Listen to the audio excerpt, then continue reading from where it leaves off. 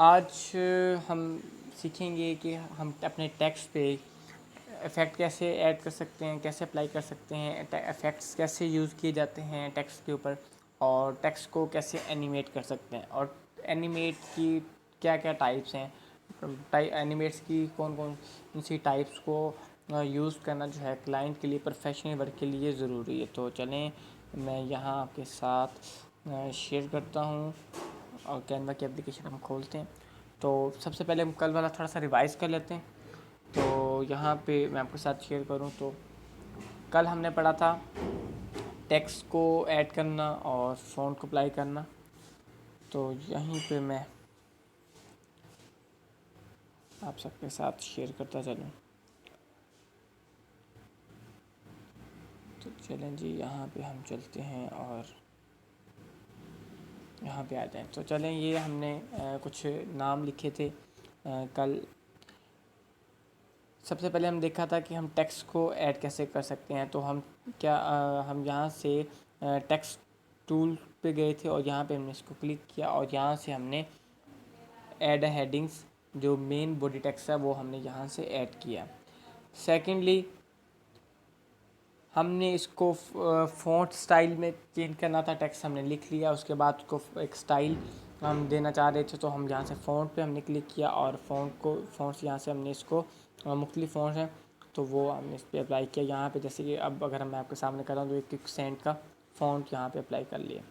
फिर हमने font size छोटा बड़ा करना सीखा कि मैक्सिमाइज़ करते जाएंगे तो फ़ॉन्ट का साइज़ कितना हो जाएगा और मिनिमाइज़ करते जाएंगे तो फ़ॉन्ट का साइज़ कितना हो जाएगा। तो फ़ॉन्ट का साइज़ आप हमेशा याद रखें कि ये टेम्पलेट के साइज़ पे डिपेंड करता है।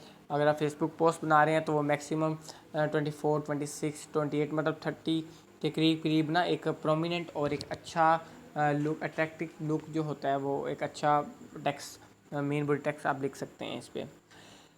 उसके बाद हमने इसको बोल्ड करना सीखा था, इसको हमने अलाइनमेंट्स की सीखी थी और हमने बात की थी कि हम टेक्स्ट को अंडरलाइन कैसे कर सकते हैं। तो चलें, अगर हम इस टेक्स्ट को बोल्ड करना चाहें तो हम यहाँ से ये बी का ऑप्शन आपको नज़र आ रहा है, तो हम जब इस पर क्लिक करेंगे तो ये बोल्ड हो गया।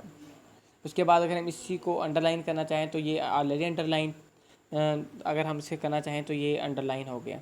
और इसकी जो अंडरलाइन हम चाहते हैं कि अगर हम अपने टेक्स्ट को अंडरलाइन नहीं करना चाहते तो इसको वापस हम यहाँ से ऑफ कर देंगे।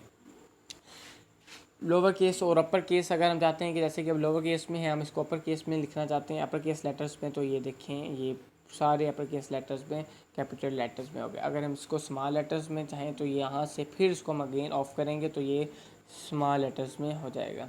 अलाइनमेंट पे हमने बात की थी। तो अलाइनमेंट पे हम अगर इसको लेफ़्ट लाइन करना चाहें तो यहाँ से हम लेफ़्ट लाइन, ये ऑलरेडी लेफ़्ट लाइन है और ये मिड में है इसकी अलाइनमेंट, और ये राइट की तरफ अलाइनमेंट है और ये वापस अपनी इसी तरफ है। यहाँ पे फिर साथ में हमने सीखा था कि बुलेट्स कैसे देते हैं। तो ये जो बुलेट्स हैं ये आपके सामने जो पॉइंट्स जिनको कहा जाता है, ये एक्चुअली में पॉइंट नहीं है, ना ही ये डॉट है, इसका नाम है बुलेट। इसको प्रोफेशनली डिज़ाइनिंग की फील्ड में बुलेट कहते हैं। तो आप इसको हमेशा रिमेंबर रखेंगे कि ये बुलेट है और इसको बुलेट ही आप कहेंगे अब से। और अगर आप इसको नंबरिंग देना चाहते हैं 1 2 3 4, तो आप यहाँ से इसको काउंटिंग नंबर्स भी दे सकते हैं कि जैसे 1 2 3 4, ये 4 नाम हमने लिखे। चलें जी, यहाँ तक सब कुछ क्लियर है।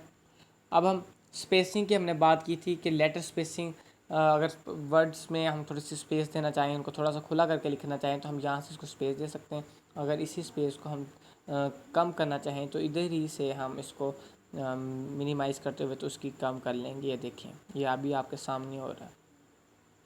उसके बाद लाइन स्पेसिंग, जैसे साद, महमूद, अशरफ और मुजम्मिल के अल्फाज में जो है ये लिखे हुए नाम, इनमें एक लाइन स्पेस आ रहा है।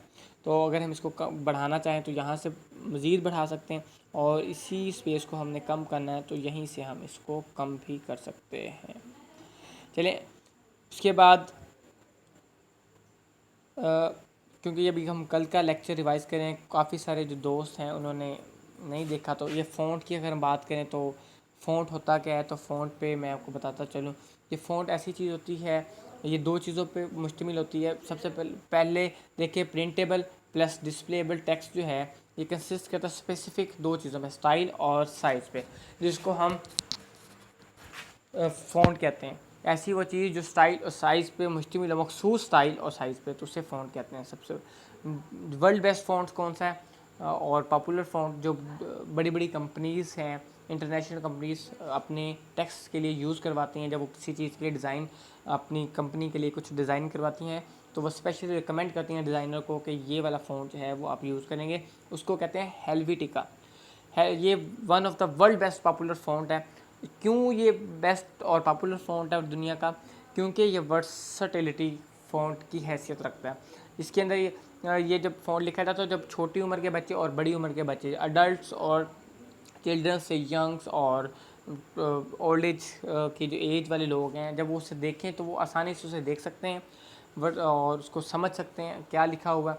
आंखों में धुंधलाता नहीं है, चुभता नहीं है। तो जब भी आप डिज़ाइन बनाएं तो इस चीज़ का ख़ास ख्याल रखें कि ऐसा फ़ॉन्ट चूज़ करें जो आंखों में चुभे ना हो, आंखों में धुंधला ना हो। थर्ड पे हम बात करें कि font for the brand, brand के लिए फ़ॉन्ट कैसे हम चूज़ करें कि अगर हम कोई ब्रांड के लिए डिज़ाइन बना रहे हैं तो उसके लिए फिर फ़ॉन्ट कैसे चूज़ करें। तो उसके लिए तीन चीज़ें अंडरस्टैंड करें ब्रांड आइडेंटिटी को, फिर हम मेक श्योर करें कि वो जो फ़ॉन्ट है वो वर्साटाइल हो, जैसे हमने पहले थोड़ी देर पहले बात की हेल्वेटिका पे। उसके बाद फिर फ़ॉन्ट्स मुख्तलिफ 3-4 फ़ॉन्ट चूज़ करें और उस पर एक डमी सैम्पल्स बनाना शुरू कर दें।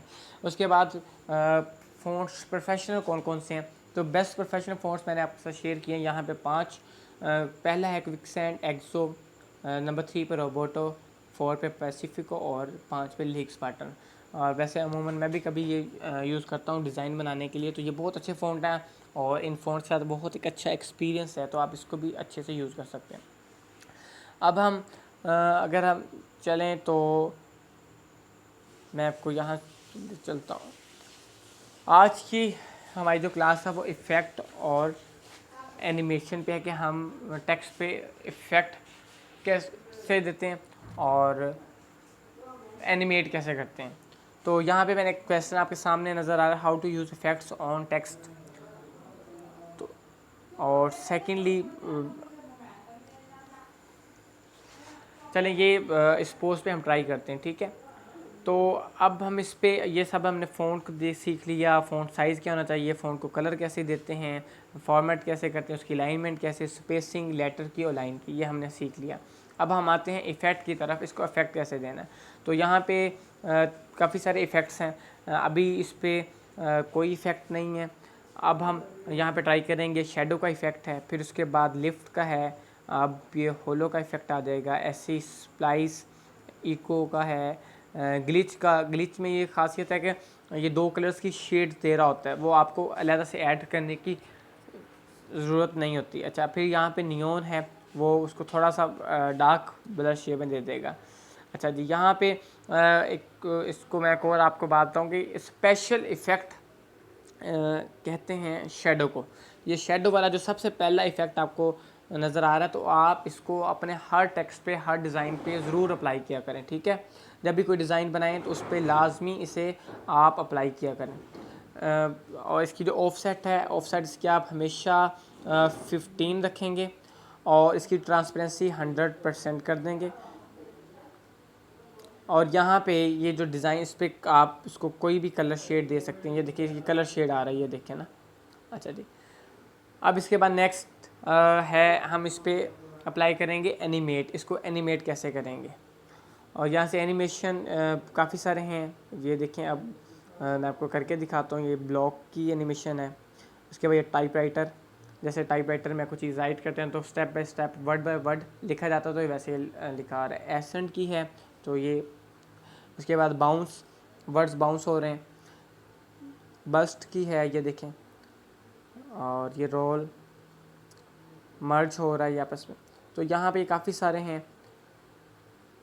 आप इन सब को ट्राई करें और इनके साथ बड़े मज़े वाले जो डिज़ाइन हैं वो आप इंजॉय करें।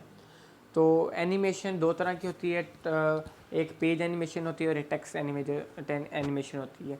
टेक्स्ट एनिमेशन जो होती है वो सिर्फ आपके टेक्स्ट को एनिमेट ही रखती है, और जो पेज एनिमेशन होती है, अगर क्लाइंट आपको कहता है कि मेरा पूरा टेक्स्ट, पूरा डिज़ाइन एनिमेट करना चाहिए, तो फिर आप पेज एनिमेशन इसको कर सकते हैं। नंबर 3 पे हमने यहाँ पे ये पोजीशंस की बात की थी। तो ये जो हमने टेक्स्ट लिखा हुआ है, इसको आप अगर बॉटम में करना चाहते हो तो ये बॉटम में हो गया। अगर आप इसको सेंटर में करना चाहते हो, सेंटर में राइट वाली साइड पे आप इसको टॉप की तरफ लेके जाते हो, ऐसे टॉप की तरफ चला गया। तो इसको बेसिकली आप यूँ भी सिंपली ड्रैग एंड ड्रॉप भी कर सकते हैं, जैसे कि ये मैं आपको करके दिखा रहा हूँ। ये देखें, आप इसको ऐसे भी ड्रैग एंड ड्रॉप कर सकते हैं। और इसको हम यहाँ से लॉक भी कर सकते हैं। यह ब्लॉक हो गया। अब ये ड्रैग एंड ड्रॉप बिल्कुल नहीं होगा।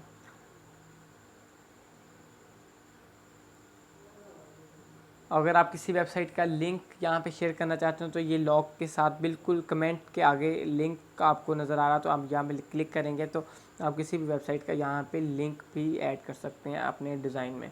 जैसे कि फ़र्ज़ करें लॉक का क्यों ऑप्शन यूज़ होता है, अब हम फ़र्ज़ करें इसको हमने कॉपी कर लिया, हम चाहते हैं कि ये हमें थोड़ा सा इरिटेट कर रहा है, तो हम इसको लॉक कर देते हैं। तो हम क्या करेंगे, सीधा लॉक के ऑप्शन पर जाएँगे और इसको लॉक कर देंगे। अब ये लॉक हो गया, तो अब ये अपनी जगह से अब हिलेगा नहीं और हमें डिस्टर्ब नहीं करेगा डिज़ाइन बनाते वक्त। तो हम जैसे बाकी चीज़ों को छेड़ सकते हैं, ये देखिए, तो हम उसको आगे पीछे कर सकते हैं। देखिए जैसे ये फ्रूट्स हैं, इस वेजिटेबल्स हैं, तो इनको आप जैसे मर्जी आगे पीछे रखें, वो वहीं का वैसे का वैसा ही है। चलें ठीक है,